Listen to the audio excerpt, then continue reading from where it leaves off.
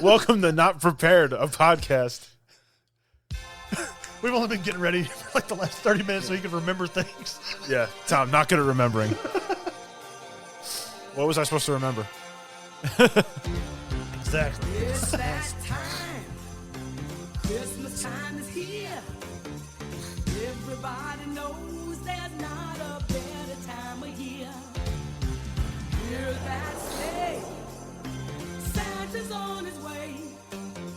Hip hip hooray for Christmas vacation. Woo! It would be nice to end with, But no, we don't. It's just like, done. Hello, and welcome to Entertain This. It's a podcast about movies, TV shows, and video games.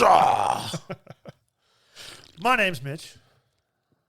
This podcast is sponsored by Miller Lite. I was trying to give you a little leeway there to finish up the sip. I was trying to do like a ASMR, plugins, set the. Anyways, our social media is entertainthispodcast.com, which take to our Facebook group and page. We also have our TikTok and our YouTube, which is Entertain This ! And then we have our main stuff, which is X, which is @ThisEntertain, and Instagram, which is entertain.this. Those places. Yeah. Go to those two. Like, comment, subscribe, ring the bell. Write us only 5-star reviews. It does help, though, if you kind of like follow us and communicate back and forth with us. Helps us out with, different things to do and different funny things to talk about. Yeah. As we get into the end of the year, we're doing a review, a look back of our top 5. Thank God we went to top 5. We'd still be trying to do 10 for me, for movies. Of the top 5 video games, movies, and TV shows that we watched or played this year. This was pulling teeth for me because I can't remember anything I watched. I will say 2024 was a weak year. I was remembering things for him. 2024 was a weak year for film. Like, I was oh, that movie, Bullet Train, those 2 years ago. And I was like, damn it. I mean, there was several that I thought of, and they weren't great. There was a few that I really liked. You watched a lot more movies than I did because I was just playing Call of Duty the whole time. Yes. Took you a while to get that list of games, too. I needed one more. And I wanted to put Fall Guys, but that was not it. That wasn't this year. Anyways, you want to start with movies, TVs, or games? Let's go movies, TVs, and games. Okay. So movies. Yes. Now, mine aren't necessarily in order of 1 to 5 and like which one I like best. These are just my 5 favorite of the year. I will say which one is my favorite, though. Okay. My number 5 is Old Dads with Bill Burr. That he just remembered I just remembered I watched. I forgot all about that movie. It was all a blur. Yeah. But Old Dads, I mean, it was basically just the Bill Burr stand-up act. And I don't remember, this might have been 2023, but we're going to say it's 2024. We're going to say it's 2024. I mean, we can look up and see what it was. I'm going to look and see. I can't remember who the other 2 dads were. I don't either. It's 2023. That's why I don't remember this. We'll just say it was close enough for you.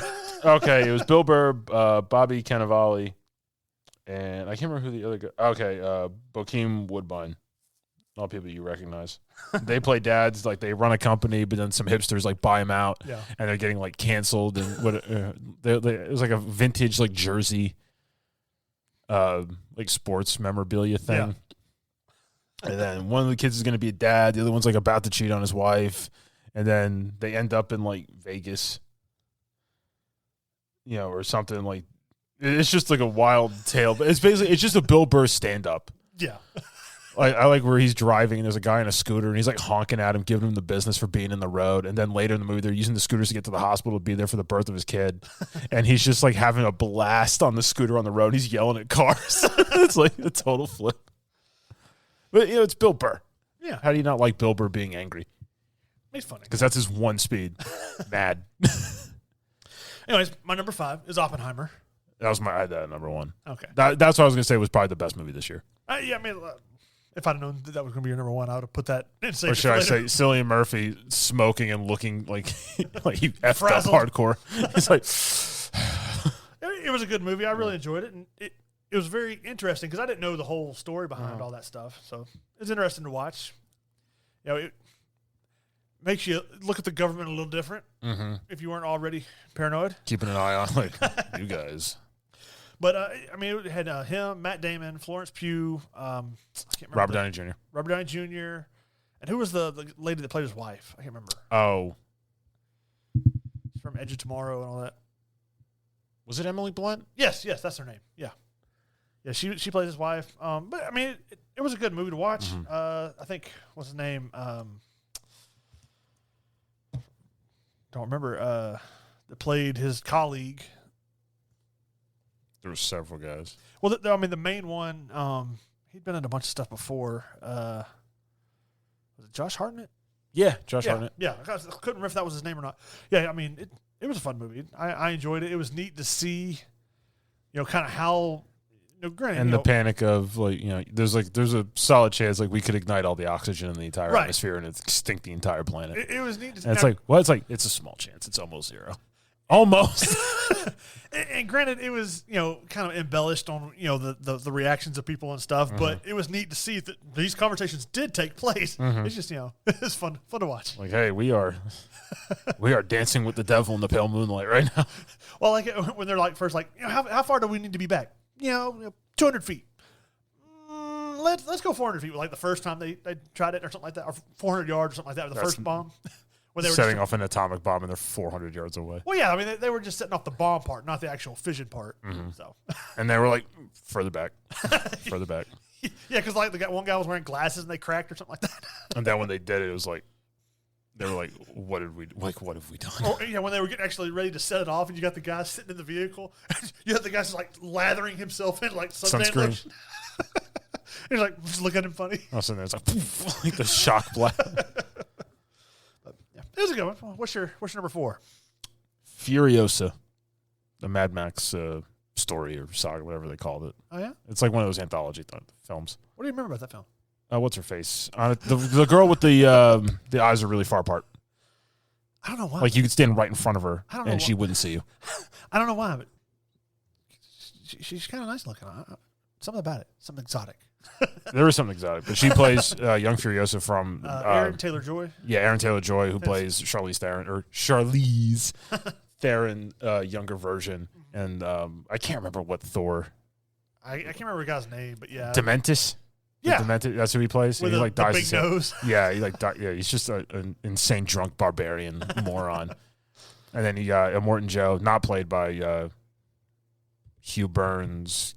Key or whatever his name was, because the original guy who played Toe Cutter in the first one, and then he played Immortan Joe in Fury Road, but he had passed away. I don't know. He plays, they bring back the Immortan Joe and like the Citadel. Yeah, and it's the backstory of how Furiosa becomes like, because they wanted her as like a wife. Yeah, and then like she had shaved her head, like was like always trying to escape, trying to kill Thor. Yeah, and then she loses the arm. Yeah, it was all right. It wasn't as awesome as Fury Road. No. Fury Road was awesome. And then they did it in black and white. And it's like, oh, this movie's in black and white now. It's still really good. We'll be right back. Ever wondered what a rhythm-based stealth game with dinosaurs might look like? Or a farming sim in space with zombies? Welcome to the Gaming Blender podcast. I'm Matt, and with my co-host Scott, we take a random game genre and random game mechanics, blend them all up, and pitch wild, totally hypothetical games you've never heard of, and maybe shouldn't. New episodes every other week. Hit play and unleash your inner game dev. No coding required. Search the Gaming Blender on your favorite podcast app now.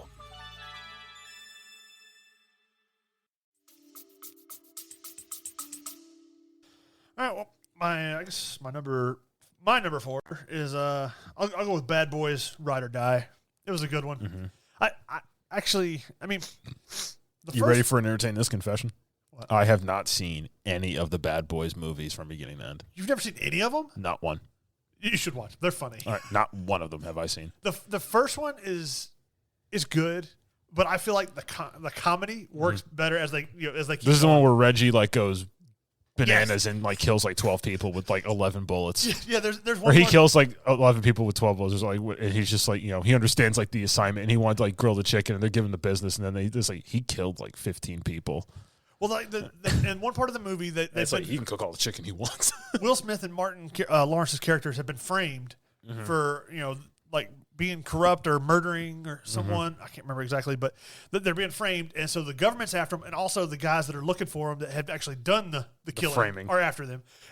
And so at one point they meet their friends from the last movie that have like all the surveillance tech and all that stuff, and he's like, "Hey, they're coming, Reggie." He calls him on the phone, and Reggie's like, "Understood." And he full on John Wick's the whole house. Isn't he like a pistol. retired Marine at that point? Yeah, well, he's not retired, but he's in the Marines. He's just on leave. Yeah. He's about to have a kid, but he's like sitting there playing a video game. They call him. He puts the family in the He closet. turns into like a T-1000. It's just like It was. he Funny. understood the assignment. What's funny is you got Martin Lawrence and Will Smith watching it on camera. There, you just see them go, "Oh, get it, Richie, Get him, Reggie." And then they try to be tough, and Reggie's just standing there staring at him, holding the chicken. It's like, all right, he killed like a lot of people. Though. It's like, yeah, you can cook with all the chicken you want. It's like, we're sorry, we're in your way. Yeah, Like, don't murder us, you psycho. it was a fun movie. It's really funny. You know, they kind of stretch the boundaries of how far law enforcement can go with things, but it's a lot of fun to watch. What's your number 3? The Many Saints of Newark. Now, what's that about? I don't think that came out this year. Now that I think about it, I watched it 2 weeks ago. Oh, okay. The Many Saints of Newark. It's a prequel movie for The Sopranos. Okay. I'm looking up to see when it came out. 2021. God almighty, Tom. I'm catching up eventually. I'm behind. No, you just went backwards. You went from 2023 to 2021. Yeah. Your next thing, it came out in 1998. Yeah. Time Bandits. 1982. Predator, 1987. 87. Tom just loves 80s stuff. It's by Dave. Is it David Chase or Michael Chase? I think it's David Chase. But he did The Sopranos, and this takes place in like the 60s to 70s to like almost like the very late or the beginning of the 80s, where they introduce like Paulie Walnuts is young, Silvio Dante, characters from The Sopranos, Tony Soprano played by James Gandolfini's son as a young man, and then it's him and his dad is played by John Bernthal, who's just a menace. That whole movie, he just does not give a flying F about anything. And Vera Farmiga plays his wife, who is just like up and down on the insanity spectrum. It's like 1 minute fine, next minute crazy. 1 minute fine, next minute crazy. You want another entertain this secret? Sure. I've never seen The Sopranos. See?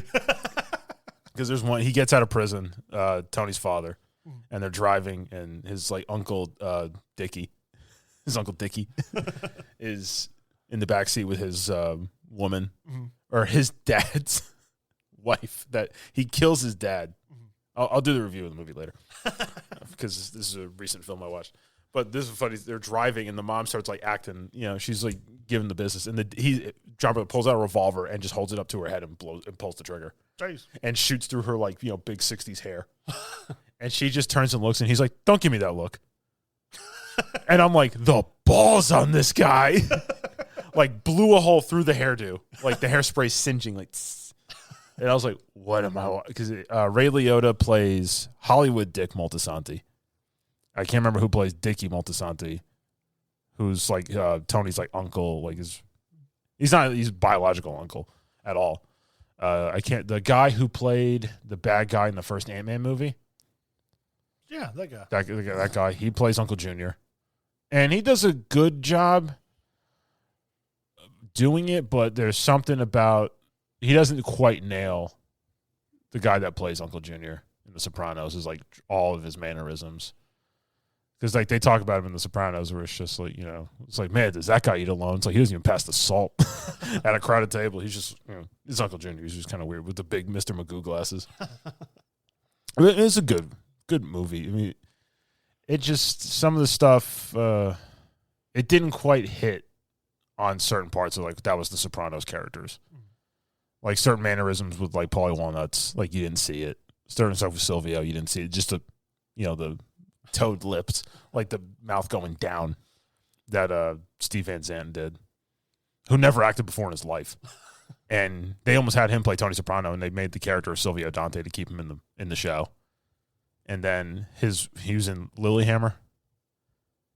or as a I'm just hearing words, things, Yeah. and people. where he plays a mobster who's like on the run or like in hiding, like witness protection or something. But he basically is just playing Silvio Dante in that role. And he's the guitar player for the E Street Band with Bruce Springsteen from like the very early 1970s to now. Sure. His wife in real life plays his wife in the show, which was kind of cool that he didn't have to get an actor or an actress. But it was good. It was all right. Let's see. I'll go with my number 3 will be Iron Claw, which it came out technically in December of 23, but it came out around Christmas, so I didn't see it until January or February. But it's about the it's the wrestlers. The brothers. The Von Erichs. Yeah, they Where like all die. Yeah, it's Zac Efron basically plays I think it's Kevin Von Erich, and it's kind of like the story on how he felt like his family was cursed. Eventually, he's got 3 brothers, and all 3 die before like he's 40 or something like that. And so it's just kind of the story on how they went through, how they were in the wrestling business, how their dad was with them. Just basically his like a biopic kind of movie. So. But it was really good, really well acted. It was interesting because I thought he only had 1 brother that died. I didn't really realize he had 2, and 1 died when they were like kids. So like I don't even think he ever met him. And then they have some like very like tearjerker moments. Like there's a part at the end where he's sitting down and he's watching his 2 sons play in the backyard, and you can see his eyes start to water. And then his 2 kids run up to him and they're like, "What's wrong, Dad?" He goes, I'm not a brother anymore. And he goes, and then they're like, "We'll be your brothers." And he starts crying. It's kind of a tearjerker. Damn you kids, hitting me right in the feels. There's one where the last brother that he commits suicide because he's just he had enough stress on him and stuff, and he does that. And then they show him like almost like he's in heaven. He's rowing this boat. He comes up to the dock, meets his other 2 brothers. I guess there was 5 of them. So he meets his other 2 brothers, and then they're like, "Hey, let me introduce you to this." And it's like this little 6-year-old kid that was their oldest brother that died before they were born. And, he's hugging what would be his oldest brother. Very, kind of tearjerker moments. If you have siblings, They're just punching you right in the feels. yeah, pretty much. You're just like, stop. I can only take so much. I mean, really, yeah. This is like the Fox and the Hound on steroids. But it was a good movie, so just sad. So what's your number 2? I think we share this one. It's Godzilla Minus One. Yep, that's why I saved it to when you were ready. Yeah, we both seen Godzilla Minus One. Have you seen both, like the colored and the black and white version? I didn't see the black and white version. I'm pretty sure I saw the color version. I saw both of them. They're both good. I think the black and white looks a little better. I think it gets more of that nostalgia factor Right. from like the original Godzilla. Right, because I mean it's supposed to be based in the time frame like when Godzilla first showed up from the original movies, and then the black and white makes the CGI blend a little better.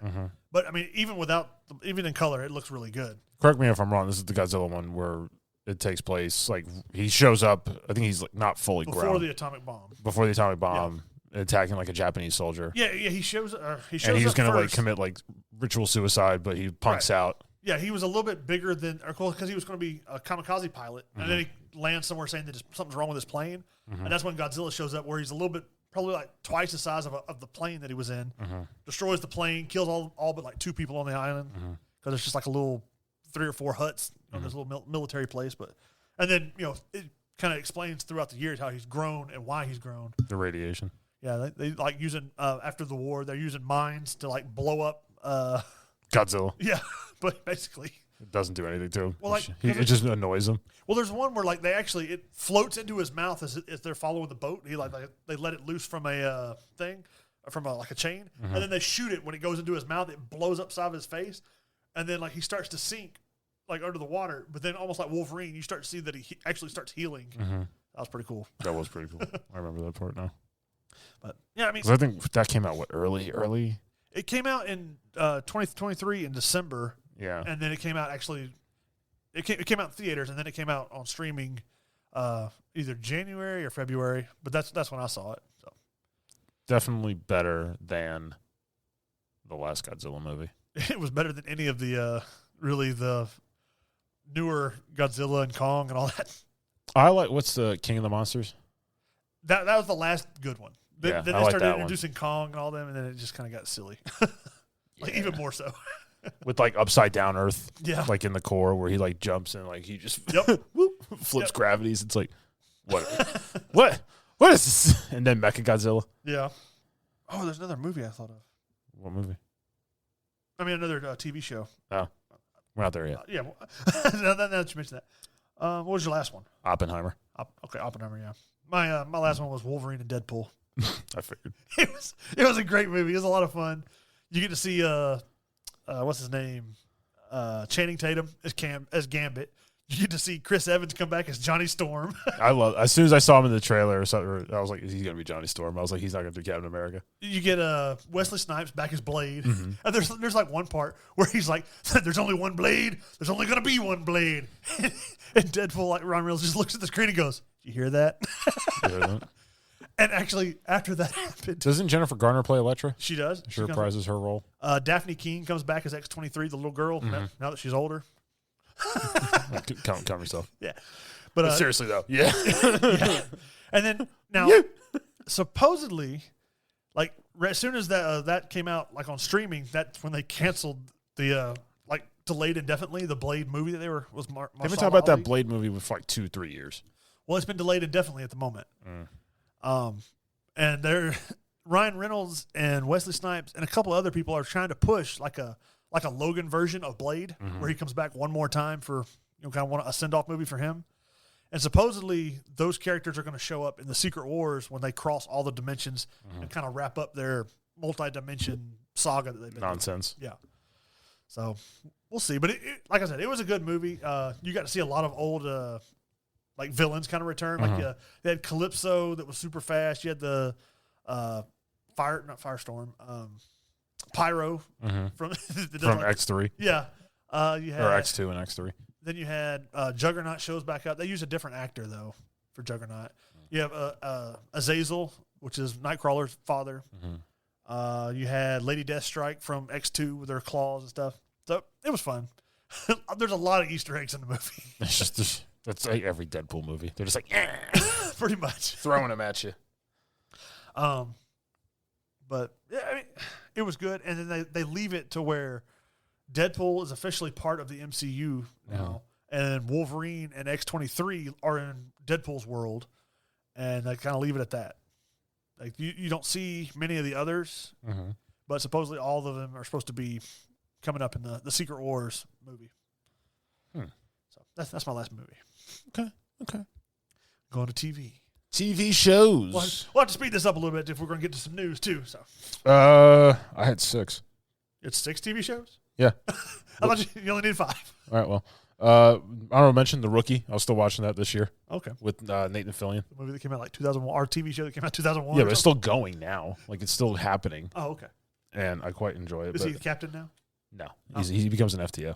That's it? Yeah. After 21 years? It's not after 21 years. The show's like 3 years old. Nah. All right, whatever. I was a fine. lot older than that. Griselda with Sofia Vergara, I haven't seen that. Is it? where she plays Griselda Blanco, like cocaine kingpin of Miami Oh, okay. in the 80s. That show got like twisted and dark because like when like the drug wars start, Yeah. like girls are getting like decapitated with like machetes and like houses are getting lit on fire. Like it's wild. It's wild. Okay. And then she's almost like taken out by a rival cartel, and she calls the cops on herself. And like SWAT and everybody's showing up, and the cartel guy's like, "Damn it, she called the cops on herself." Like smart, because she ends up in real life she's assassinated years later. I think she was assassinated in like 2011 Okay. in Colombia. Yeah, I knew it was, like, I say recent, but it was not too long ago that she was actually killed. I knew that part. But Yeah, all of her sons, I think except the youngest one, all of them were killed Okay. by rival cartels. Like her 3 ex-husbands are all dead. One of them she had, 2 of them, one she killed, one she had killed. I knew she had one of them killed. Because she started like doing crack and like cocaine, and she was just like going nuts. And then like her husband like left with their youngest, like his biological son, and fled to Colombia. Like you could have gone anywhere. Like you had drug money, like you had a lot of money, like you could have gone anywhere. Why would you go home? Home is where the heart is, and on the table. But me and Rachel had watched that this year, and we enjoyed it. I enjoyed it. Rachel, I'm pretty sure enjoyed it. She'll tell me if she did or didn't. The first one I'll put on here is the 3 Body Problem, which was on Netflix, where it's a very scientific show where these characters are trying to figure out. They got an alien signal back, and then they find out that these aliens are actually on their way to Earth, and throughout the series, basically you find out that they were coming to help Earth, and then they find out that they can't necessarily trust them because they learned that people on Earth lie because they didn't know what lying was, the aliens, and now that they learn that people may be lying, they're like, well, we're just going to come and enslave basically. So they're trying to figure out using their modern. I mean, it's supposed to be take place in like modern day to slightly in the future, like a couple of years, where they're supposed to try and figure out how they're going to stop the aliens before they get here. So they're trying to figure out a way to send some kind of signal to find out more information about them or something. It's very interesting. I mean, it's way above my head as far as like what they're actually doing as far as science, but it is interesting to see and watch and see the theories that they go through. And it's I just found out about this YouTube series where it's like humans in galactic conflict. And it's like why humans are banned from galactic conflicts, or it's like why no one goes against humanity, or it's like, or everybody tries to take out humanity as fast as possible, knowing they probably couldn't. And it's like this like whole web series with like all these like great artwork and stuff and plot and like narration and like voice acting, where there's like flies that are like bipedal, like alien looking things with jackets are at a bar. It's like the cantina in Star Wars, really. And they're talking like he's like a veteran of like the whatever their species was, like humanity war from like that like ended recently. And then it's like we had like the best. It's like getting interviewed by a journalist who's like from the same species, and they're like, oh, like yeah, the best ships, greatest technology. And he's like, yeah, he's like, we had the greatest battle plans ever, the sleekest weapon designs, energy weapons. He's like, they're using primitive stuff. It's like, and we lost, like we lost horribly. And it's like, what happens? Like you don't understand, like what happens fighting humans. It's like war is like a last resort for us, or it's like a galactic conflict thing. We've it's proven like, it. We will kill ourselves to kill you. It's like for them, this is an art form that they are the only masters of. It's like they laugh while fighting. Like their entire society is like they play war games, and it's like talking about like, playing Call of Duty. And like it's like their entire the entire species is like geared for conflict. Like there's no way to beat them. It's just like whatever we come up with, they'll figure it out, reverse engineer it, hodgepodge it with other stuff, and make it better in seconds. And we're just like, it's like they're doing battle maneuvers like we would never think to do, because it's like they'll risk the entire ship to pull it off. It's like there's, it's like we couldn't grasp how good they were at this. And then there's like some like pirate thing happens. It's like they watch. It's like as like the lady's like, you want to know why humanity's the best? He's like, watch. And it's like you just watch like human ships just come dropping out of orbit and like doing. And it's like this whole web series is on YouTube. Okay. Like of like sci-fi, like sci-fiction, and it's really cool. Like I need to show you this. Oh yeah, you have to send it to me. What's your next TV show? The Crown. The Crown. Still watching it. I like it. Okay. It's about the rough. We're getting Prince William. He's in college now. Okay. Meeting young Princess Kate. Obviously, they're not married yet. We just got through Diana's death. That episode was rough. I can imagine. And because I know France, they arrested like a bunch of the paparazzi because they were just getting chased by them on mopeds. And they're like inches from the car, like smacking on the windows with cameras and all this. I was like, if I was the driver, I'd be swerving. I'd just cut the wheel. It's like, get the hell out of here. Like, we are not doing this. I was like, I'd be hiring bodyguards. It's like, if they get within 10 feet of me, start hitting them. Like, these people are going to learn. Like, I couldn't imagine that level of invasiveness into my life. Well, because from what I heard, like, even after the crash, they were still taking pictures. Yeah. Yeah. So, yeah, I mean. Some of them, like, were trying to help. Because there was a car with 4 people. The driver was killed, but his blood alcohol content was like 3 times the legal limit. Yeah. And so they think it was like a conspiracy. Like, they drugged him to, like, or whatever. Her male friend, he died instant. Okay. The bodyguard sustained injuries. He was in the front seat. He was the only one wearing a seatbelt. He lived. Yeah. And Diana was alive after the accident and died in the hospital after surgery and like after 4 hours. Okay. Due to like massive internal damages. Yeah. I knew she died at the hospital. I wasn't sure. Because seatbelts. Yeah, about that. Anyways, my next one is The Acolyte. I know you said you didn't like it, but I watched the first episode and I was like, eh. once I saw the whole thing, it was pretty good. It does a really good job of before the Jedi became what they were in the movies. This takes place like hundreds of years before that, and they do a really good job of showing you how people could be manipulated to the dark side stuff, and how there's more than seduced by the dark side of the Force. Well, it shows you that there's more out there than besides just Sith and the Jedi, because they come across the I forgot the name of them, but it's like the witches, the sister witches or something like that kind of are in Ahsoka as well later on. Oh, but that's basically them beforehand on Dathomir, and that's where the twins come from. That the Night Sisters, right? One was trained as a Jedi, the other one is left, and she ends up being trained by the Sith. And they look identical, so nobody knew them apart. And they kind of switch places here and there. And granted, the bad guy, once you know that there's a and the master, Sith were created by the Jedi. Well, once you know that there's a master, you're like, there's an okay, apprentice. I know who he is now. Because she's the apprentice, but they do the whole Always thing. two.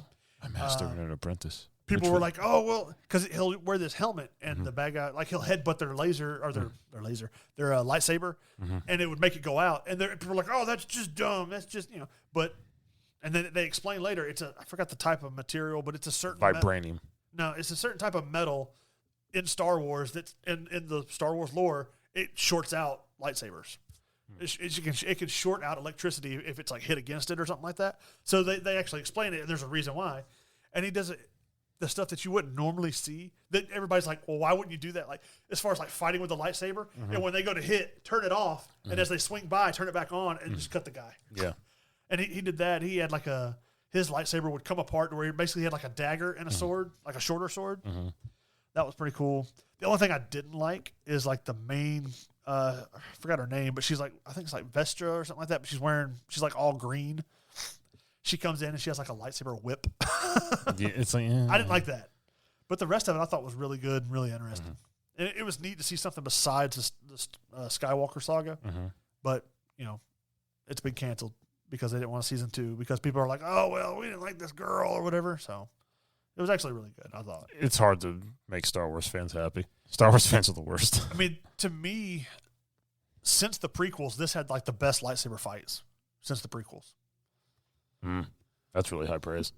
I mean, I mean, it's not really high praise because the sequel trilogy, not the prequel trilogy, the ones with Rey, those sucked. I mean, all those movies, all the lightsaber fights were garbage. Well, after thinking about it, I still not a big fan of the movies, but it makes sense that their lightsaber fights weren't as good because they didn't have the people to train them. So, I mean, they're just learning how to fight with a sword by themselves for the most part. So that kind of makes sense, but I mean, I still didn't like those movies. But no, I thought the writing was terrible. The plots were terrible. The motivations were stupid. Everything about them sucked. The Acolyte was pretty cool. I mean, there was one fight where it was like 1-on-4, and he ends up winning because he's just that much better. But anyways, what's your next movie? Or next TV show, sorry. Love on the Run, Netflix series. Okay. It's about that deputy that fell in love with the inmate who was like on death row. He was doing like 70-something years, but she broke him out of jail. Jeez. And like I watched it at Rachel's with her parents, and it's like the planning to get the guy out, because there was like, well, how'd like nobody know like this dude was talking to a deputy? She was the one who monitors the phone calls. So it's like, what's she gonna do? Tell herself like, oh, are you doing this? No. What me? If I found out I had anything to do with this, trust me, I'd come down on me way harder than you ever could. It's like, you don't have her investigate herself. And the dude's like 6'9", who she's looking for. She's like selling off all of her stuff. It's being on the run money. And like the whole, like they even did like a dry run where she broke him out and brought him back. Like just to see like how it would go. And like, it's like they did it. Like they got out. It was all over the news. It was a nationwide manhunt with the U.S. Marshals to go find them. Once they couldn't find them within, I think it was Alabama. Okay. Or something. I never heard of this. But they ended up in like, they were like, oh, based on the amount of like, they had a vehicle, they didn't know what kind of vehicle it was, they couldn't track them. So it was like, based on the amount of time they've been gone, because nobody discovered that they were gone for like 8 hours. Like post that, like the amount of miles they could have gone, like they could be in Alaska. In 8 hours? No, like when It's like, geez. it was like that time and like no clues, no leads. Like it had been days. It's like, Okay. they could travel realistically X amount of miles per day. Yeah. They could be anywhere in the United States. They were in Indiana. Okay. Like they were like 2 states up from Tennessee. Like they got a lead that led them to Tennessee. They found the car. They tried to spray paint the car. It didn't work because she got like a bright orange, like Ford Edge. And it's like, all right, not really. We're looking for inconspicuous. Like a 98 Corolla would have been the move, or a Dodge Charger. Just get you a white passenger van. Yeah, a white Chevy Transit or white Ford Transit or something, or a white Chevy Express. Nobody would look twice. Put some ladders on that thing. Man, you will blend. Nobody will spot you. Nobody will look twice at that car. All right. Well, my next one. But sorry, I was go ahead. watching it. Like it's like the execution to get out, flawless. Once they got out, right down the toilet. It was so bad. And then we were sitting there talking, like, if you were going to pull something off like that, like, what would you do? Like, where would you go? And it's like, well, the ultimate goal is to get out of the United States. Yeah. You got to get out of the U.S. You got to get to somewhere that's not extraditable. And you got to have money. So let's say you sell off a house. You're not going to buy a new house. That's hundreds of thousands of dollars. Cool. You need to transport that money to use it. So you need cash, because cash clears instant. Selling off a car, because you can't use yours. You can't use your cell phone. You can't use bank cards. You can't use anything electronic. You can't log in anything. Everything you had is gone. It's just whatever you're carrying, and it should be physical money. And I'm like, if it were me, a port. I'd get to the coast, find a port, find a ship. Where are you going? Yemen. Cool. I will give you $3,000 to take me there. I'll work while we're on the boat. Whatever you need me to do. Oh, man, I can't take you for $3,000. $4,000. Here's $5,000 cash right now for me to be on that boat. And you'll get it. You'll get over. You'll get it. You'll get to go. And then once you're on the ship, like that's it. And then you end up in a third world country or somewhere like that doesn't have an extradition policy with the United States. They can't get you. They might send people to kidnap you. But once you get there, go to another one. Yeah. It's like, oh, he made it here. Where'd he go after that? And then you're looking for Monsignor Ramirez in Bolivia. All right. Well, I'm going to move on to my next one because we got to speed this up a little bit. Next one. We need to slow it down. My next one is X-Men 97, which is the cartoon. I mean, granted, it was only 8 30-minute episodes, but that was their season. Mm-hmm. But it was really good. I'd rather have 8 episodes of good stuff than 22 episodes where most of it was garbage or filler. I mean, they brought all the same voice actors that they could back. They brought the show writer. I don't think it was the same one, but they did a really good job of using these characters because this takes place a year after the original series ended, where Charles Xavier's in space, and essentially he leaves. Earth thinks that he's dead. He's in space being healed. He leaves the X-Men in his mansion to Magneto, and they do a good job of like Cyclops showing different ways they could use their powers, because basically he shoots out a forced beam. Well, he actually uses that, like he shoots and jumps to where like basically it just like glided him back out of the way of somebody else shooting at him. So they did a really good job of like different things, different ways to use their powers. You got a lot of action that was fun. Like these Sentinels, like all these human Sentinels, essentially, they do Bastion, which is the main bad guy, does this thing where eventually he's turned all humans that went through this like program into bio Sentinels, to where It's like the Spartan 2 program. I mean, kind of like basically they would turn into a Sentinel and like you could cut their arm off and it would just like regrow. But you get a whole episode of Rogue's been knocked out, so she's asleep in this bed.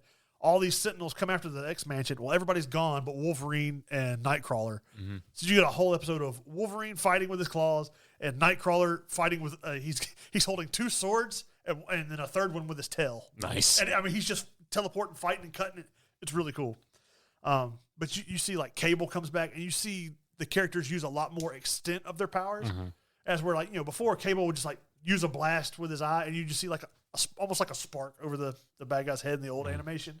Where in this one, like you see like a full on wave where there's a point where Cable is fighting Jean Grey, and I mean it's like it's a big battle. It's really cool.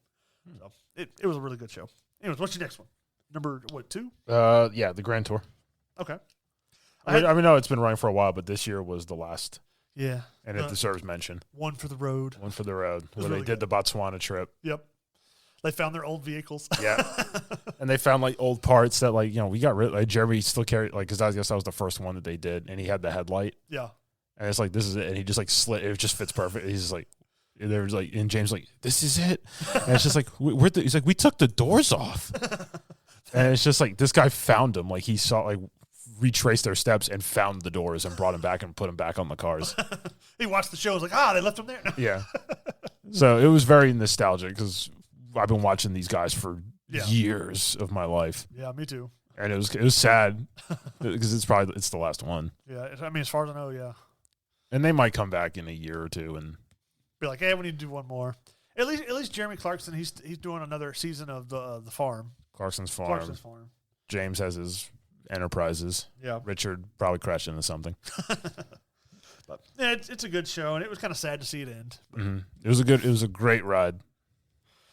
Missing the old Top Gear days, and I like how they brought back footage from like when they did it in like 2005 or something. You can see the difference in them. Oh yeah, they aged quickly.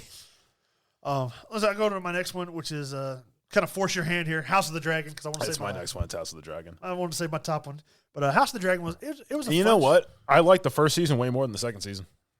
The second season, or as I like to call it, the Damon Trippin' Balls show. Yeah, I mean, it was kind of slow. It was incredibly slow.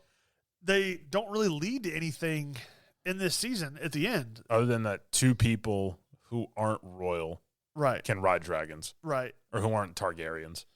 I mean, they have it like in their bloodline or something like that. Yeah. But Because they're like bastards. well, because they build up the whole show, and then at the end, Nothing. It just ends. It's like, oh well, It next was year. a freaking tease. It's called edging. Oh, which reminds me, I have another show that I have to mention. Mhm. But it. I mean, Shogun. I like the show. I did watch that. I should have put that. Damn it. We'll go ahead and mention that now. You know, like House of the Dragon, it builds up and leads to not a whole lot. It was a tease of a season. Yeah. And a lot of people I talked to were mad Yeah. about this season because it was really just nothing. But they tried to do another show that I thought was really good that kind of ends on a slow note was Shogun, which I really like that show. It was really good. It's one of those where like half of it you got to watch in subtitles because they're speaking in Japanese. Yeah, but you know it was a good show. It was neat to see how the American or not the American but the Englishman that's These basically like the first the Portuguese. They're not the first white people. They're not the first, but They're the first English. They're the first English because the Portuguese had already settled. Yeah, and they converted some of them to Christianity. Right. But they get, I guess, I think they're looking for like the Dutch West Indies or something, trade route stuff. But they end up in Japan, feudal Japan. Because the daimyo dies, and then it's left to this child, but until the child is old enough, the mom takes over. Yeah. And then they're trying to use all the heads of the houses to control and basically force the kid and the mom into working for them, which they do for a while until towards the end you can kind of see where she's kind of leaning more towards I forgot his name, but he's like the one clan member they kicked out basically. Yeah, they're framed because they were like afraid of that guy. Yeah, and then he ends up becoming, and historically he becomes the shogun of Japan. Yeah, but it was a good show as well. And then the white guy, I can't remember his name, the navigator. I can't remember his name, but yeah, he ends up becoming like a samurai. Oh, he does? Or he becomes very important in Japan in history. Like I don't know any historical. The stuff two of them about become friends, and like he teaches him English. Okay. And, like he learns Japanese, and they talk to each other, and like they become buddies. Yeah. You get the one girl that looked really good. Oh, sorry. Calm yourself, Mitch. So what's your number one or your last one for TV? It was House of the Dragon. Oh, okay. My last one for TV then was The Penguin. That was a good show. Like, because it happens in the world of the Batman, and Colin Farrell does a really good job. But like the whole show, things that aren't often said. The show does really good as far as like letting you know this kind of world, like all the crime bosses and stuff. Our former guest Francois Chow, he plays the leader of the Yakuza in Gotham. Oh, does he? Yep. Nice. Unfortunately, he doesn't make it towards the end of the movie or end of the show. But I mean, they do a really good job of making the Penguin start from where he was at in the Batman and build himself to where he's a prominent player. And at the end, they really remind you why he's the bad guy. I mean, I'm going to go ahead and spoiler McGee over here. I'm going to go ahead and spoil it. Here we go. Well, no, you haven't watched it. I'll wait. I'm not going to watch it. Just tell You're me. not? Okay, well, he there's this kid that's like shooting that's trying to steal the wheels off his vehicle in the very first episode while he's meeting with someone. He comes out and catches them because like all the other kids run. Well, he trips and falls down. So then he's held at gunpoint by the penguin. And he's like, you know what? I got something for you. You know, they take him and he thinks that he's going to be killed. And which that was originally the plan. But then this little kid named Victor, which I say kid, he's probably 17, 18. But he's like, yeah, I can help you. I can help you. And they end up working together throughout the entire series. And then at the end, he's like, you know what? One thing I find out is because they used his mom, Penguin's mom, against him because he had her hidden away to where nobody thought that she was alive. Well, they use her against him to like they capture her and like get ready to torture her, and then they turn her against him because you find out Penguin actually killed his brothers on accident by locking them in this cellar, and then it started raining. And they basically drowned, and he didn't tell his mom or nothing. He went home and pretended like, oh, they were out at the movies. And then they find them later on. Well, she had kind of like repressed that because she was kind of getting dementia, and she remembers that, and then she talks about how she hates him and all that stuff, and he remembers all that. Well, basically, he finds out that at the end, they're going to use that against you, so he can't have any weaknesses. He'd really grown quite fond of Victor. Well, then he like holds on to him and starts choking him and strangles the kid that he's been helping the entire time. Been helping him, strangles him, leaves his body there, takes his ID, throws it in the water, walks away at the very end of the show. Sheesh. So they remind you why he's the bad guy. Yeah. Because I mean, like they form like a friendship throughout the entire show, and then the last 3 or 4 minutes of the show, chokes him out, throws his ID in the water, just let him be found. Damn. So it's a good show. Brutal. It's a good show, and it got such high praise that they actually are thinking about doing one for they got one for Arkham Asylum that they're going to be doing, and then they're actually planning on doing one for some of the other characters that they plan on using later. There's a doctor in this that talks to the girl that's like she becomes the head of the Falcons. Well, they talk to her and her doctor. They kind of have some Easter eggs where it looked like he might be the Scarecrow because in a couple of scenes, you see stuff in the background that almost looks like the Scarecrow's like glove that has like the little needles on it and a Scarecrow mask, but it's like out of focus because it's focused on him closer to the screen. So a lot of people think that he'll end up being the Scarecrow. So Did they say his name is Crane? no, Oh. I don't remember what his name was, but yeah, it's kind of interesting. It's a good show. Anyways, games. Modern Warfare 3. Which, I mean, we know came out probably, October, November of 2023? I think it came out. But I spent the bulk of this year playing it. Yeah, last week of October last year, and then Warzone came out in the middle of November. This is the first Call of Duty I got the Mastery camo in. I got unlocked Interstellar. I remember having all the little pages on my little notepad. I probably still do. Yeah. Where all the little challenges, whatever I had to do, it's like, oh, the FXJ, get 15 double kills without taking damage. 10 kills while midair.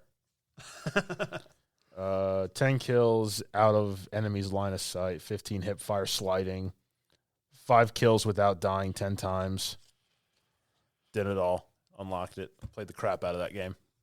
All right, well, my first one on my list is Hell Let Loose. I'm surprised it's not your number one. No, it's not my number one. Democracy. No, Hell Let Loose. Oh. You put Hell Let Loose? I thought you didn't like it. I didn't, but it's one of the 5 games I played. I loved Hell Let Loose. You guys didn't want to play it at all. It grew on me a little. Like, I understood how to play it a little better as it went on, but for the most part, I was like, the only thing I didn't like is like the fact that I'm shooting. I know they wanted to be as realistic as possible, but I need to at least know if I hit the person. I need to know. Play the game. If you get the headshot, you know, because it makes the think noise. If. But then that's the problem with these kind of games is you'll get all these random people, and it's hard to complete objectives if you're not working together. I tell you what, when I played, and I played with a squad that was competent, Yeah. there was voice chat, because it worked finally on Xbox, because I think it went full on for Xbox this year. Yeah. And they patched and fixed a lot of stuff to make it better. I was having a blast with teams that were actually talking to each other, because it's just dudes just hanging out. And it's just like, hey, we're going to take this house. We're going to cover this objective. It's like, cool. It's like, hey, can I get who's running what? It's like, all right, I got that. He's like, cool. Can you go here? Yeah, cool. Can you go here? All right, yeah, cover this. All right, we'll intersect there. All right, this way we have, like, if you nothing happened in that zone we didn't know about. Like it was like, contact downstairs. You hear, MP40s going off before you're the Germans or M1 Garands because you hear the ding. It's like, he's got to reload because we heard the ping. Yeah. And it's like all that was happening. Like Thompson's machine. It was so much fun. And it's like, armor. All right, what's your next one? Hell Let Loose. Okay. Well, then I'll go to my next one then. Was Dragon Ball Sparking Zero. Yeah, I didn't play Dragon Ball that one. Yeah, I know. I played on my PS5. Okay. All right. Sorry. But it's a lot of fun. It's there's like 180 something characters, but like I had mentioned before, some of them are like Goku Super Saiyan 4 or whatever. So it's like variations of characters as well. But for the most part, they have just about every character that you would see, any kind of major character. But it's a lot of fun. The graphics are really good. Like it's almost like watching the cartoon in 3D. Like that's fun. Yeah, I mean that's as good as it needs to be. Especially when you have like the cinematic parts when you do special moves or whatever. Those look really good. It's kind of got a little bit of the cell shading. It's interesting because when you start the match, the characters will talk to each other for a couple of seconds. Every character, when they interact with another character, they have some kind of special dialogue for each one. That's cool. So, I mean, granted, different Gokus, it'll say the same thing if Frieza sees them, but any like if he runs into Vegeta, if he runs into Piccolo, they all have like a little bit of thing. If he runs into Brawly, he's like, the legendary Super Saiyan. So it's kind of neat, and they have like alternate. When you play the story, you can get alternate story endings. Like if you beat a certain character fast enough, then we'll see. You'll get what I'm trying to think. There's one of them is like you see a different Future Trunks kind of thing. So it's interesting how that goes. When you play Future Trunks, do you get to use the sword? The sword. Oh yeah. Remember because he slices and dices Frieza like Samurai Deli. I mean, it's in one of his special moves. Like he's not holding it, using it during the regular fight. Could just use it once. But it's pretty interesting because you play the story as Goku. Then you can play as you play. You unlocked other characters to use. And you can play Vegeta story, Gohan, Piccolo story, all that kind of stuff. And like I said, doing different parameters in the fights give you different like endings or whatever. Like, so if you beat Raditz with Piccolo in a certain amount of time, it'll give you like Piccolo beating him without Goku being killed and stuff like that. Okay. But that it's a fun game. My number 3, Vice City Remastered. I had so much fun playing Vice City Remastered. And now it's carried over to your games where you do old stuff again. Yeah, I know. Well, they remastered it and it was stupid, glitchy, and like terrible. Yeah, you can open the Pepsi. Well, you already have it in your hand. Yeah, but I haven't opened it. I want to make sure it's all right. Yeah, what I was going to do? Tell you to put it back? I'm not going to hate you. Just take it out. Just bust in and go right to the fridge, and just be like, ah, and then like put my disgusting feet on the coffee table. Oh god, his feet are going to be terrible.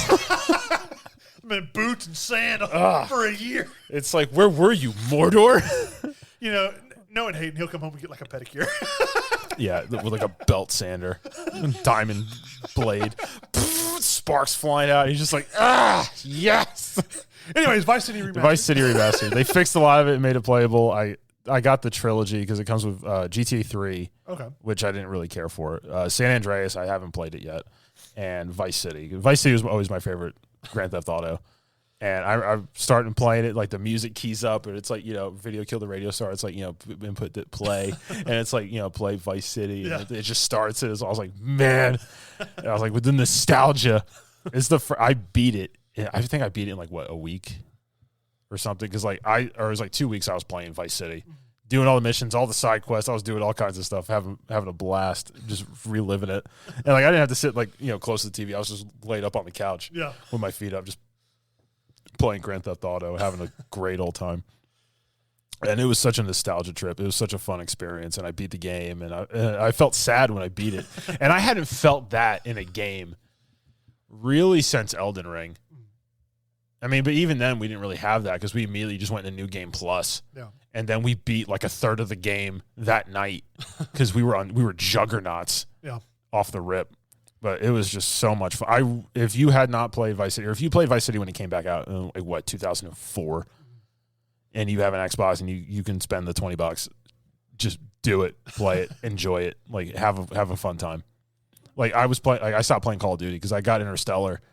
And I was playing Warzone, and then I was like, oh, Vice City, and I was playing Vice City, and people I've played with were messaging me like, are you alive?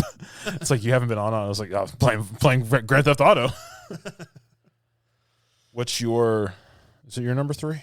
My number 3 is Space Marines 2. Okay, that's my next one. Okay, so we could just talk about Space Marines. Okay, it's the first Warhammer game I've ever played. Yeah, mine too. And it's fun. It was fun. And the whole the weeks we were playing, it's like for the Emperor. It's like the Emperor protects. And we're just doing the chest bump, with the fist, I mean, it was fun. Titus. It was pretty fun. Granted, Warzone come out. We've had actually struggled to play games at the same time recently. Yeah. But Warzone came out. We kind of hadn't played it in a while, but it was fun. It's fun to unlock the different characters and create your own guy. And yeah, it's fun. I got deep into the Warhammer lore because of this game. And I have a newfound love for Warhammer. It's so cool. I'm watching all these lore videos about the chapters, the Emperor, Mankind, Terra, everything, the Horus Heresy. I mean, it was fun. I played a lot. I don't know how much you played of the campaign, but I played it, and it was fun just fighting the hordes.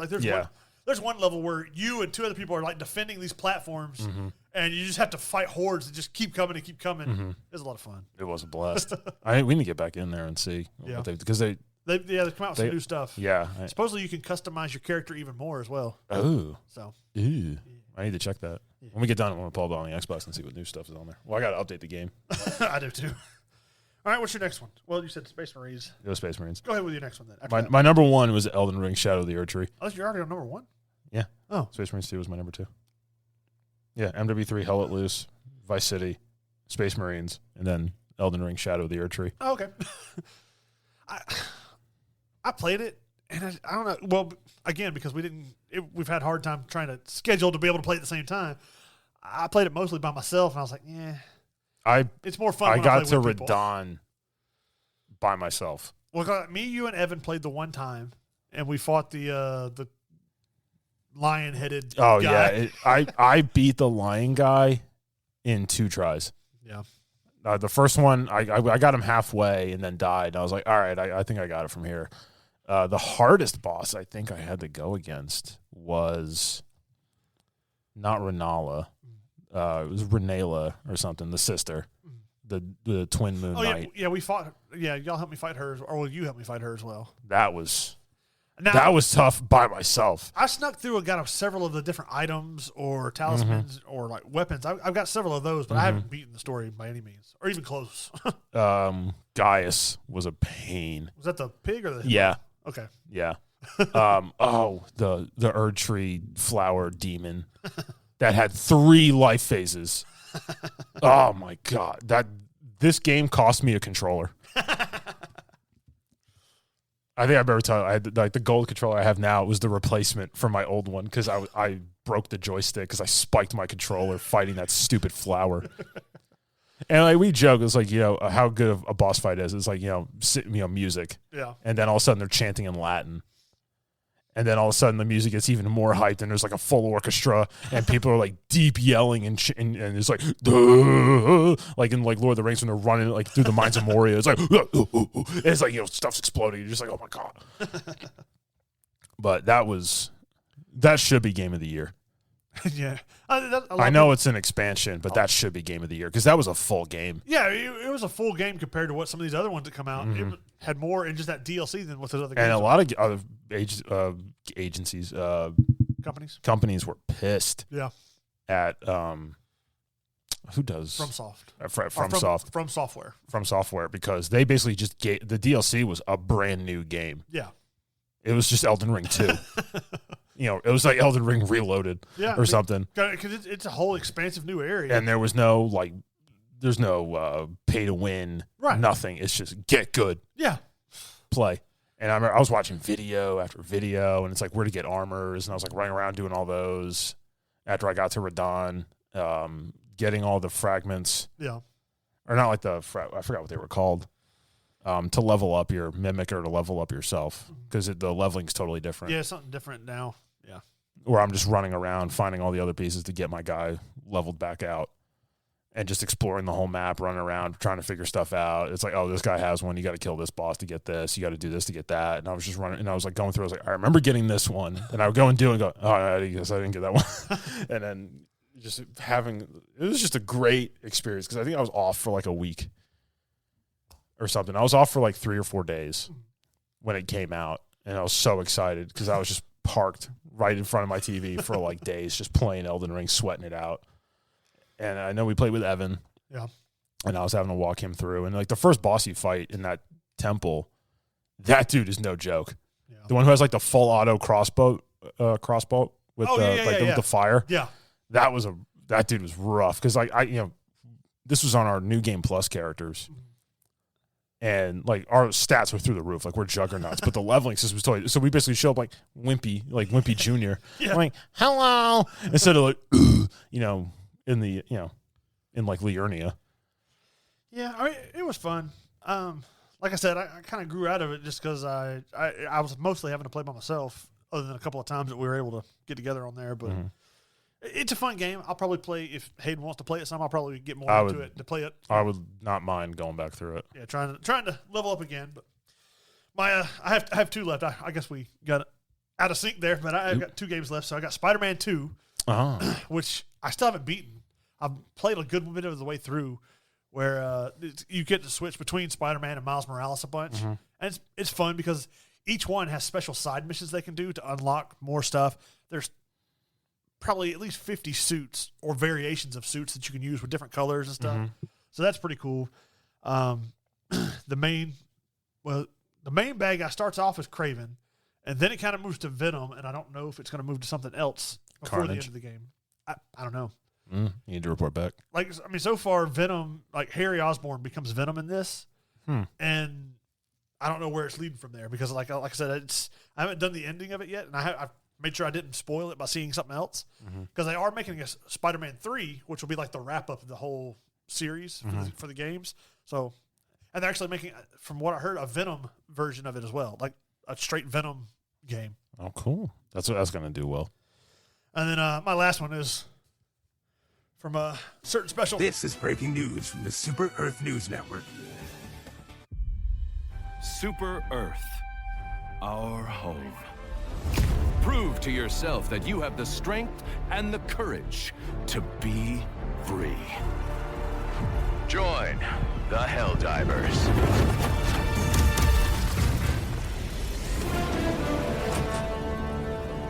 For democracy! Yep. No one is shocked. Helldivers 2 was an awesome game, and I wish Tom would have bought it on PC just to play with me on PS5. I had so much fun playing this game, and I had to play with people that, like, I didn't even talk to anybody else. It was just me playing with 3 other random people that I couldn't communicate with. But basically, it's like Starship Troopers, except for it's like that or Terminator, depending on which side of the universe you're trying to defend. I haven't played this game probably in like 5 months. I wonder what the player count is. I don't know. Like, I know when it started out, it was like 500,000 something. Last I saw was around 200,000.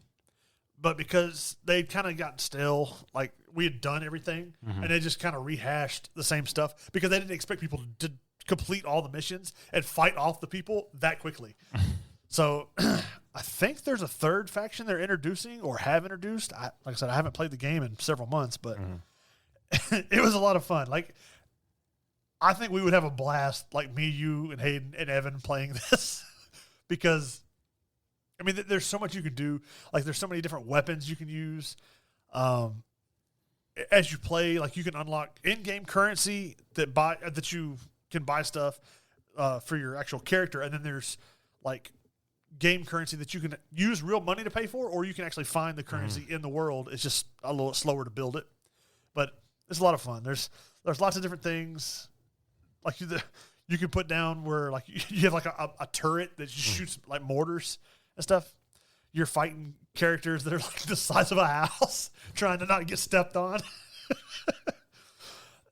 I mean, Sounds like Elden Ring well, kind of. with those giant fire golems. But what's cool is like you'll be fighting like 70 something bugs, and some of them are the ones you can just like spray over and easily defeat them, and other ones are just bigger, they're faster.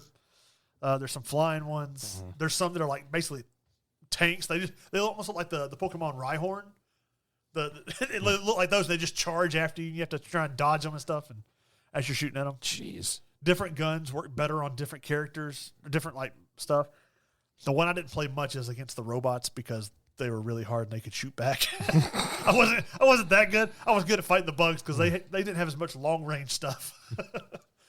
But it was a lot of fun. I really wish they would put it on Xbox and y'all would play because I had a blast. Anyways, we will move on to some of our news here. News. Which, what did I do on my phone? I don't know. That's where all my news is.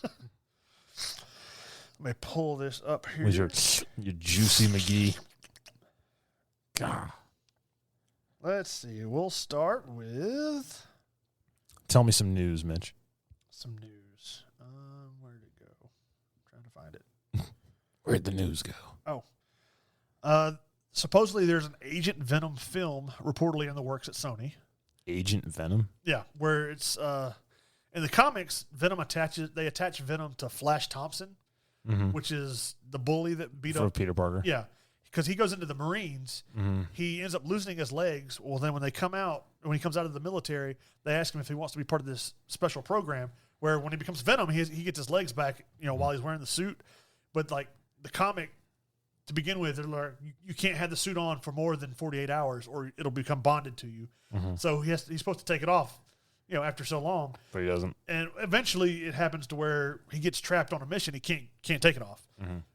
But he looks a little different. He's almost like an armored looking of Venom. But they give him they have this gun that he has that the government gave him that can either be a pistol or he can attach more to it where it's like a sniper rifle or a submachine gun, depending on how he assembles it. But it was pretty cool. Eventually he loses his mind because he sees this giant tank and this guy's in it, and he runs over this mom and child. He basically just murders them and runs them over in the street, and he loses his mind, becomes the actual Venom-looking guy, rips the top off the tank, and then bites the guy's head off. Nice. But there's a lot to the story, and it would be a cool thing to see. I think it would do good if they took the guy that played Venom in the Andrew Garfield movie, or the guy that played not Venom, that played Flash Thompson, and during the Secret Wars and stuff, have him cross over to where he becomes the bully that becomes the Marine and all that stuff. And then becomes Venom. Yeah. Let's see. The next thing I have on here Is Predator Badlands, which is the sequel to Prey. It'll be coming out on the 7th of November of next year. Supposedly, they said that the Predator's gonna kind of be a protagonist in a way. So I'm interested to see what they do with that. Looks like they have some kind of ship coming in. Maybe he's being hunted by the other Predators or something like that. So that'll be interesting to see. Also, there's a Predator anthology series that'll be animated that's being made as well, where it'll be like different stories about the Predator or different Predators throughout the universe or something like that.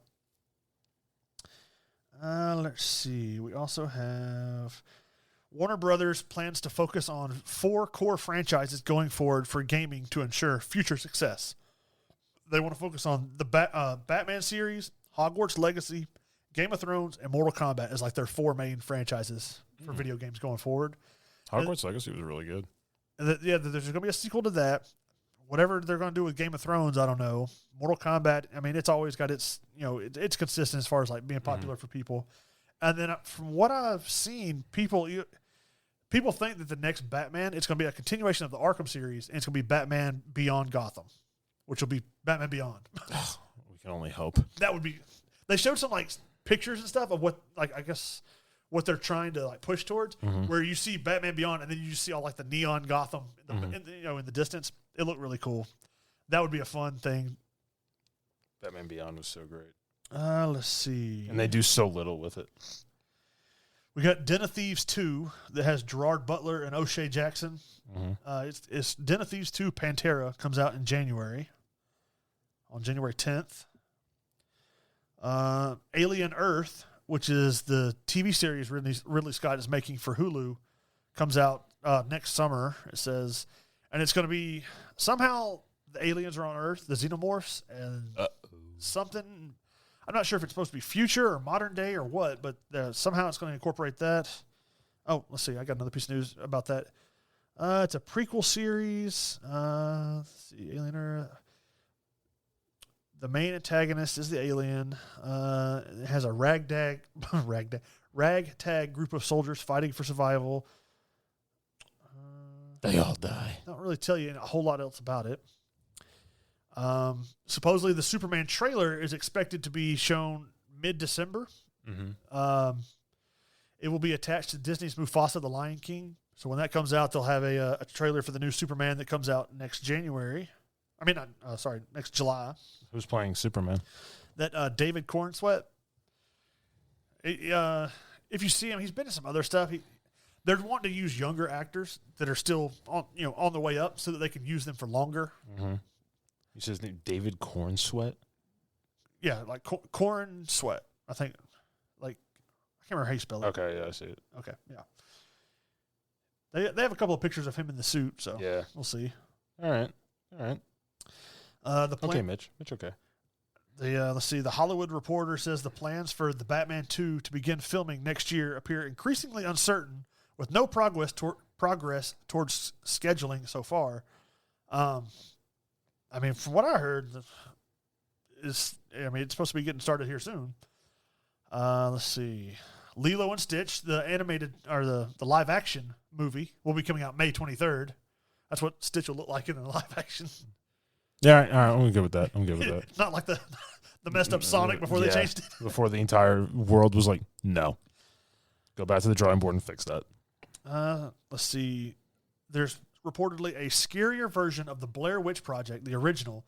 It's being released, which is said to be closer to the director's original vision, potentially including previously unseen footage and a darker, more unsettling tone than the original film.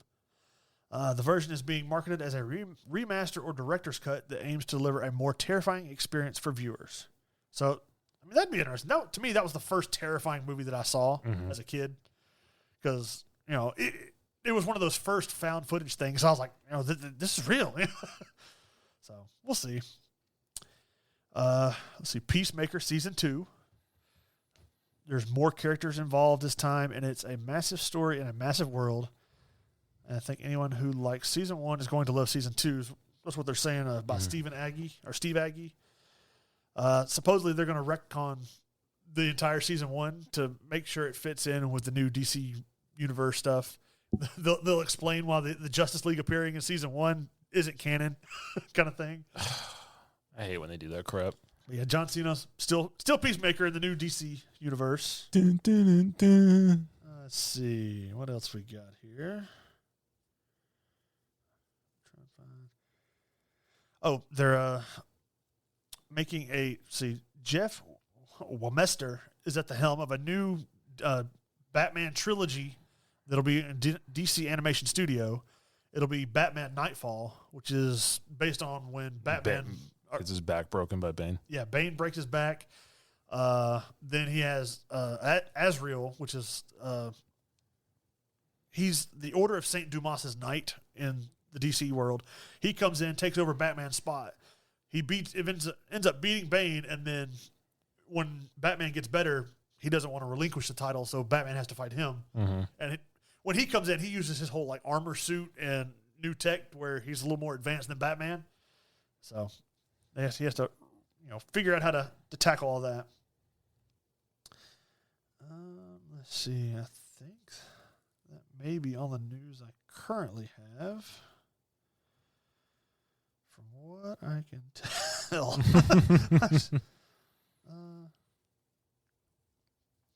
Yeah, I mean, the only other thing I saw was kind of surprising news is that Dragon Ball Sparking Zero crossed 3 million sales in just 24 hours. Nice. That's a good haul there. that was pretty impressive. They're going to make another Dragon Ball Z game. I'm not worried about it. Oh, yeah, they always will. And that's really... Ever since Dragon Ball Budokai.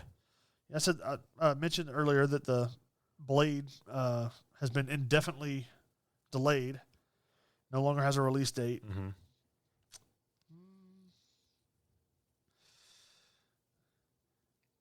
Reading, scanning. There's more.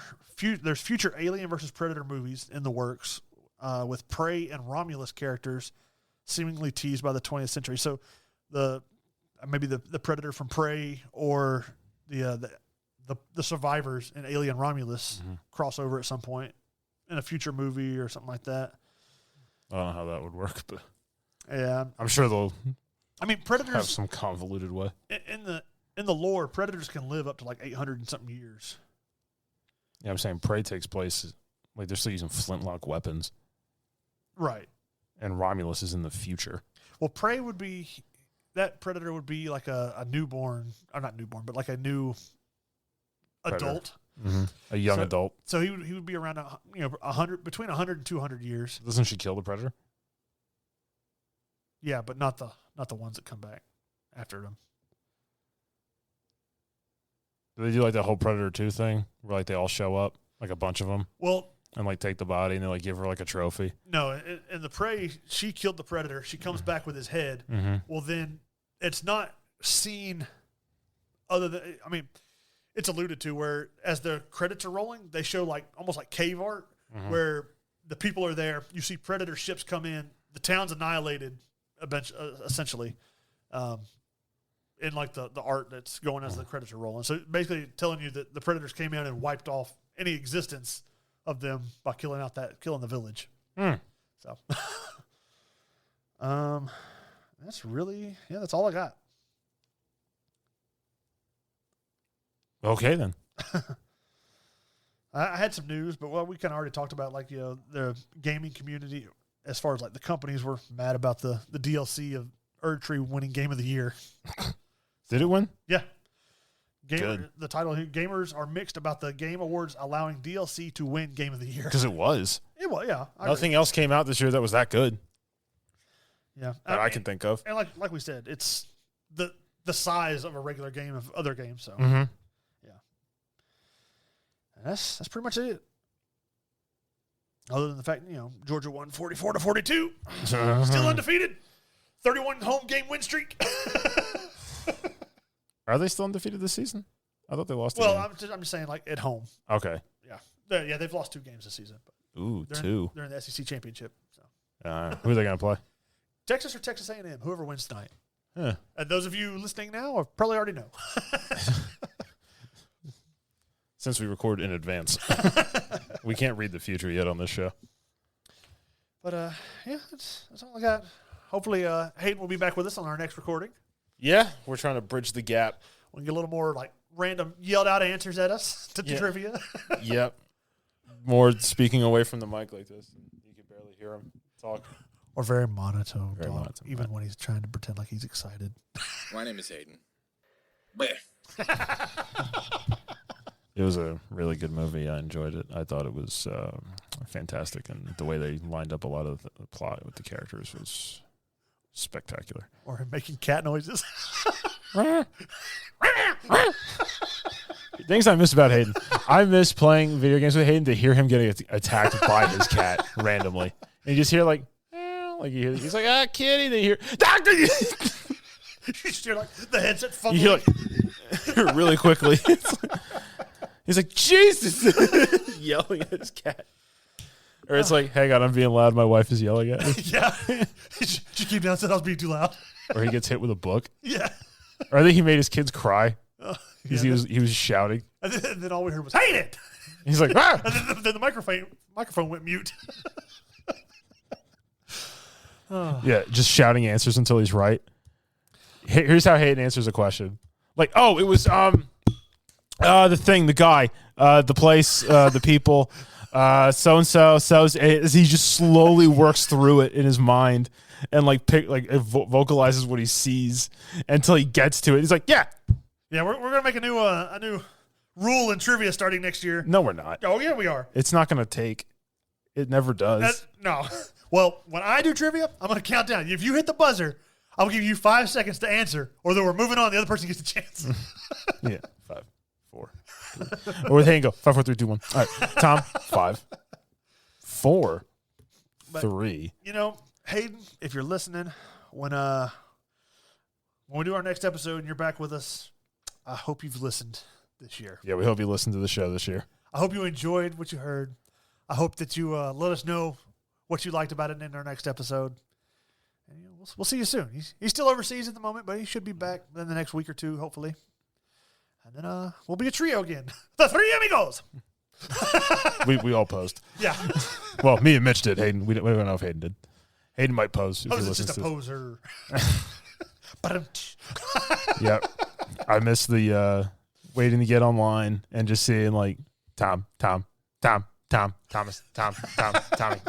And it's like I like dozed off on the couch for like a second. I look and I have like 42 missed messages in the group chat, and I'm just like, gee, and it's all Tom or it's TOM. It's like it's just spelled out like one message says T-O or Mitch, Mitchell, Moich.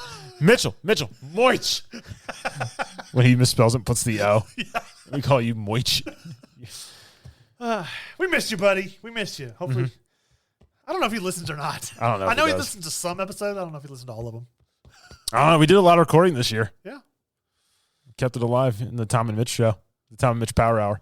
Well, it'll be interesting to see when he comes back if our ratings go back down as far as number of downloads. They went up a lot this year, so see if they go back down. See, there's a causation.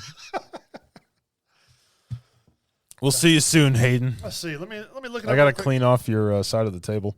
Yeah, we got a bunch of stuff sitting there. Plug back in your mic and your headset. We just pretend like you weren't here. It's going to be tough at having to look to my right instead of looking just across the table. Let's see. Right now, we are sitting at roughly 37.8 thousand downloads. Damn. Yeah. Like total forever? Yeah, overall, yeah. Nice. So, I mean, granted, it's not tons compared to like Joe Rogan, but that's a lot for us. Yeah. Well, we didn't host Fear Factor either. So. We went for like the first couple episodes, our first couple of seasons of getting like 1,000 to 2,000 a year to 1,000 to 2,000 a month now. I remember we thought we were like, hot as TV because we were about to hit 1,000 downloads. And it's like, yeah, look at us in a year. Woo! And now it's just like, how we do this month? It's like, I don't know, like 1,500, 2,000. Yeah. I think the using the algorithms and stuff that helps me give up the hashtags and all that. I think that helps. I think it's been working. But anyways, we'll catch y'all next time on the next episode of Entertain This.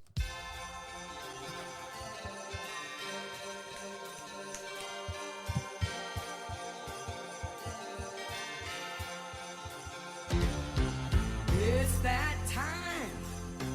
Christmas time is here. Everybody knows there's not a better time of year. Hear that sleigh. Santa's on his way. Hip hip hooray for Christmas vacation.